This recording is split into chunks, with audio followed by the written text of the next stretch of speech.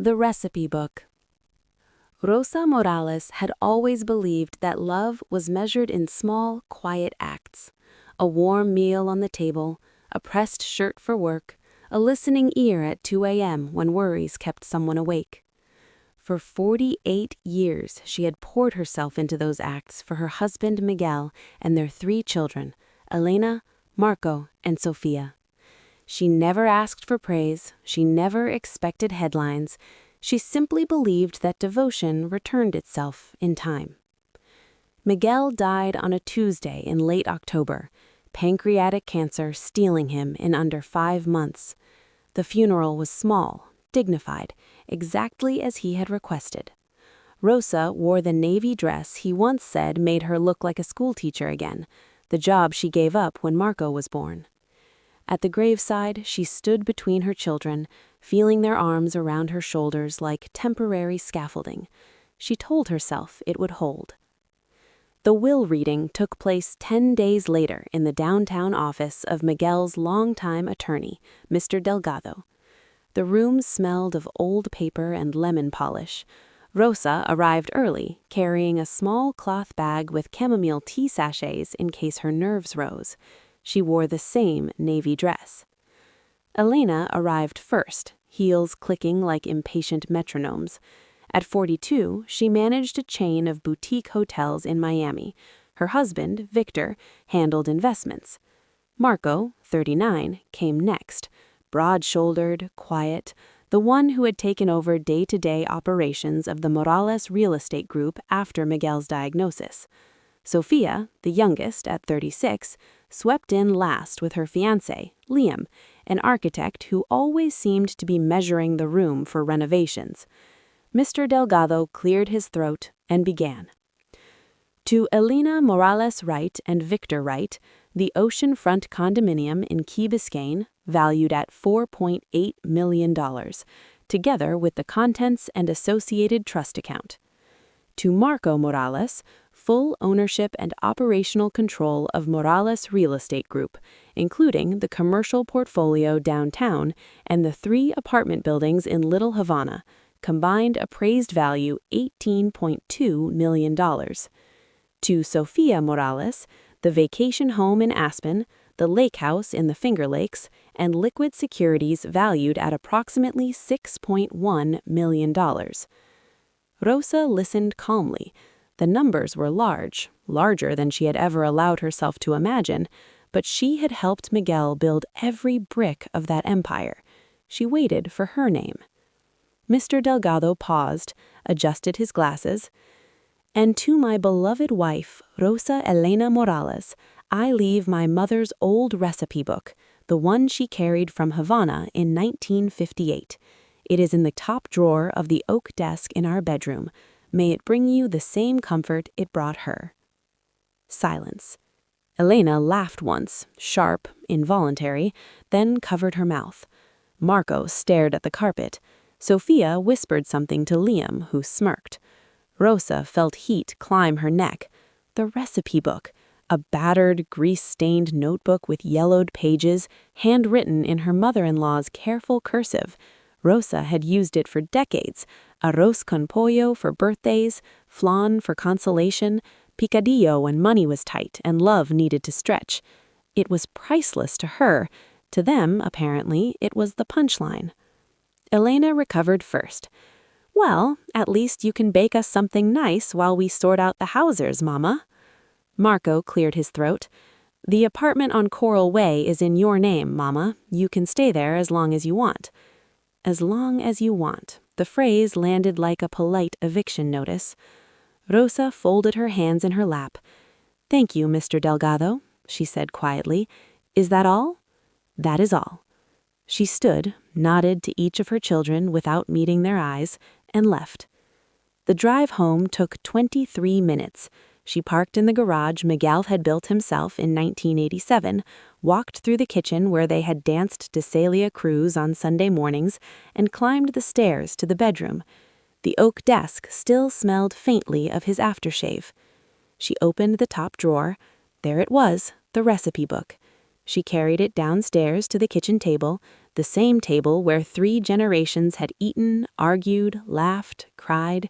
She opened it to the first page and found something that should not have been there.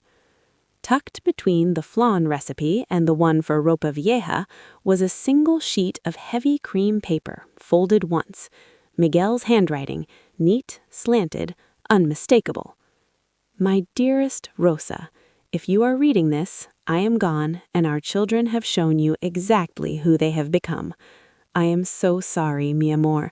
I wanted to be wrong. I prayed every day that I was wrong. But I was not.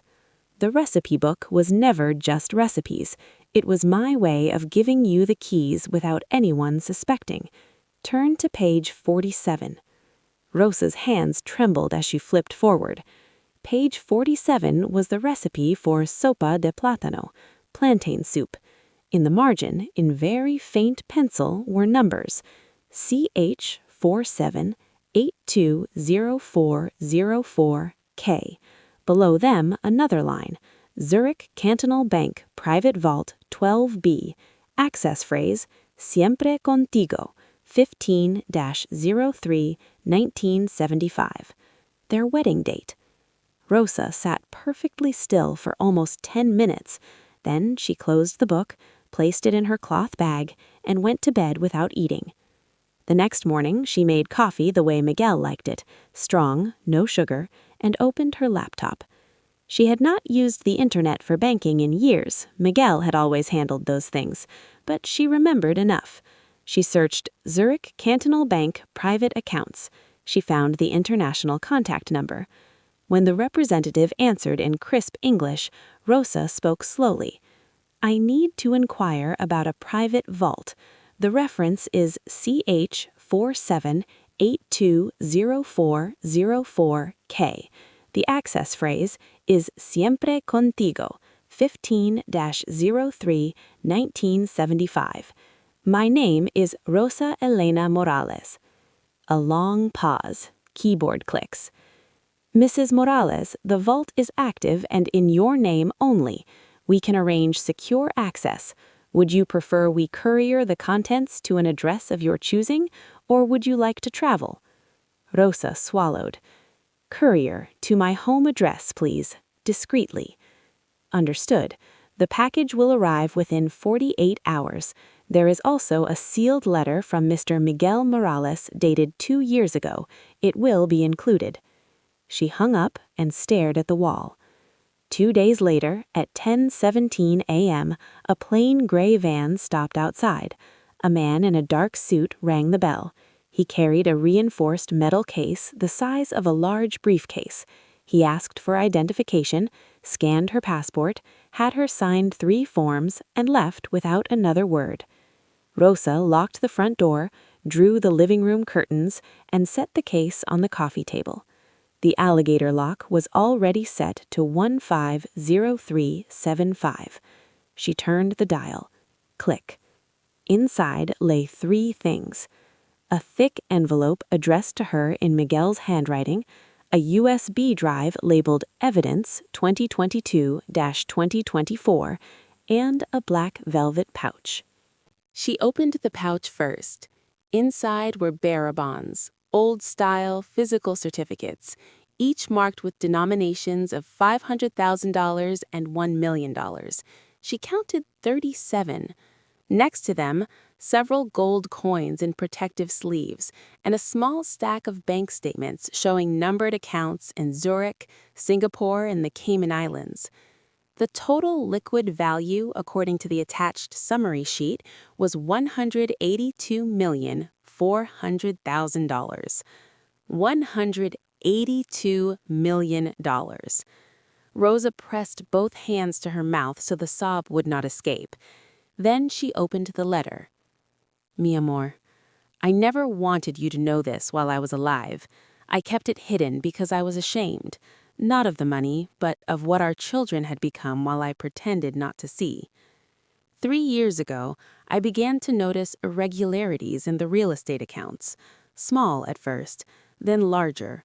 Marco was diverting rental income into offshore shells he controlled. Elena was using company credit lines for personal expenses, hotels, cars, jewelry. Sophia. Sophia was the quietest, but she sold 2 parcels we had earmarked for affordable housing and pocketed the profit. I hired investigators. The USB contains everything: bank records, emails, photographs, audio from meetings they thought were private. But the worst part, Rosa, is what they said about you. I recorded one conversation myself through the study vent the night before my last chemotherapy. They sat in the living room after you went to bed. Elena: once Dad's gone, we need to move fast. Mama can't stay in that house alone. She'll let it fall apart. Marco: we'll get power of attorney. Find a doctor who'll sign off on mild cognitive impairment. There are places, nice ones, but far enough away. Sophia: she doesn't need the Coral Way apartment. We can sell it. Split 3 ways after taxes. She'll have her pension and Social Security. She'll be fine. They laughed. They laughed, Rosa. That was the moment I knew I could not leave them the keys to your future. So I moved everything I could, quietly, legally, into trusts and accounts only you can access. The visible will was theater. The real fortune is yours. There's a clause in the holding company documents. If any beneficiary engages in financial misconduct against the family matriarch, their share reverts to you. You now hold majority control of Morales Real Estate Group. You can fire Marco tomorrow if you choose. You can freeze Elena's trusts. You can halt Sophia's distributions. But more important than revenge, mi amor, is your safety. If they try to move against you, use the evidence. Go to the authorities if necessary, or simply walk away and let them destroy what they stole. I wish I had been stronger sooner. I wish I had protected you better. But I leave you something more powerful than money. I leave you the truth. And I leave you permission to become whoever you want to be, without apology. Siempre contigo, Miguel. Rosa read the letter twice. Then she opened the USB on her old laptop. Hundreds of files, spreadsheets showing siphoned funds, emails between Marco and an accountant discussing creative reallocations, photos of Elena accepting envelopes at charity galas, envelopes that never reached the nonprofits, audio clips of Sophia negotiating cash deals for properties meant for low-income development, and the recording from the living room. Rosa listened to her children plan her diminishment. She listened until the end. Then she turned off the computer, went into the kitchen and began to cook. Arroz con pollo, the way her mother-in-law taught her. She cooked as though nothing had changed, but everything had. Over the next 3 weeks, Rosa moved carefully. She contacted a different attorney, Miss Isabel Vargas, a woman recommended by an old friend from church. Miss Vargas specialized in estate litigation and elder financial abuse. Rosa gave her copies of everything. She opened new bank accounts, transferred small amounts at first, testing, then larger. She hired a private security consultant who installed discrete cameras around the house and a panic button disguised as a pendant necklace. She began visiting the properties Miguel had left in the visible will. The Coral Way apartment was hers, small, cozy, full of memories. But she also drove past the downtown office building Marco now controlled. She watched employees arrive, saw the weariness in their faces. One afternoon, she parked across the street and waited.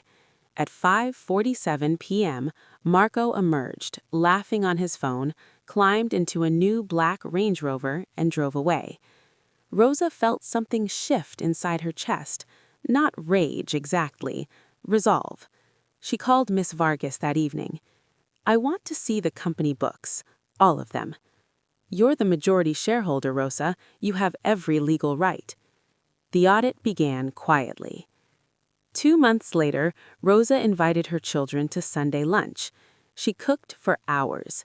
Picadillo, black beans, yuca con mojo, flan. The house smelled like childhood. They arrived at noon. Elena and Victor first, then Marco alone, then Sophia and Liam. Rosa greeted them warmly, hugged each one, served them plates piled high. After dessert, she cleared the table, poured coffee, and sat down. "I have something to show you." She placed the recipe book in the center of the table. Elena smiled indulgently. "Mama, we already know about the book." Rosa opened it to page 47, removed the folded sheet with the vault numbers, placed it beside the book. Then she set down a thick folder. "This is the real will, the one your father made 2 years ago when he realized what was happening." Silence. Marco's fork stopped halfway to his mouth. Rosa continued calmly. "He knew about the missing rental income, Marco, about the shell companies, Elena, about the credit lines, Sophia, about the cash sales, Sophia." Victor laughed nervously. "This has to be a misunderstanding." Rosa slid a photograph across the table, Elena accepting an envelope at a gala. Elena's face drained of color. Rosa opened the folder, spread out bank statements, emails, transcripts. "I have control of the holding company," she said. "I have majority shares in every property and business your father built. I can revoke your distributions. I can sue for restitution. I can go to the district attorney." Sophia whispered, "Mama, please." Rosa held up a hand. "But I am not going to do any of those things today." She looked at each of them in turn. "I am going to give you a choice." Marco leaned forward. "What choice?" "You have 60 days. Return every dollar you diverted, sell the luxury assets you bought with company funds, resign from any position of authority in Morales real estate, and then you will work, not as executives, as maintenance staff, leasing agents, cleaners, groundkeepers, minimum wage. You will learn what honest work feels like." Victor snorted. "That's ridiculous." Rosa turned to him. "You are not family, Victor. You have no vote here." Elena began to cry. "Mama, we didn't mean—" "You meant every word you said the night you planned to sell my home and put me in a facility." They stared. Rosa tapped the audio device on the table. "I have a copy. I can play it if you'd like." No one spoke. Rosa stood. 60 days. If you comply, I will allow you to remain part of this family on new terms. If you refuse, I will release the evidence to the authorities and the press. You will lose everything." She walked to the door. "Lunch is over." They left in stunned silence. Over the following weeks, most of them complied. Marco sold the Range Rover, repaid $1.4 million in diverted rents. Elena liquidated jewelry and a beach condo bought with credit lines. Sophia returned proceeds from 2 illegal sales. They resigned. They signed agreements. Then the real work began. Marco was assigned to the maintenance crew at one of the Little Havana buildings. He learned to fix leaking faucets, paint hallways, replace broken tiles. The tenants, many elderly, recognized him immediately. Some smiled thinly, some ignored him. One old woman patted his arm and said, "Your father would be proud you're learning, mijo." Elena started in the leasing office, showing apartments, filling out applications, listening to tenants' complaints. She lost weight. She stopped wearing designer clothes. She began to listen. Sophia worked groundskeeping, planting flowers, trimming hedges, cleaning common areas.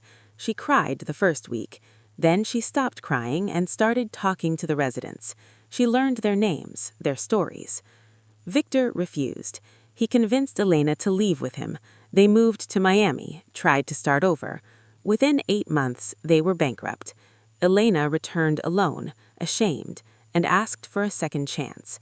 Rosa gave her one, but on the same terms. Rosa, meanwhile, began to change. She took a small office in the downtown building, hired a new CFO, a woman in her 50s who had been laid off during a corporate merger. Together, they audited every property. They raised rents only where tenants could afford it. They converted 2 apartment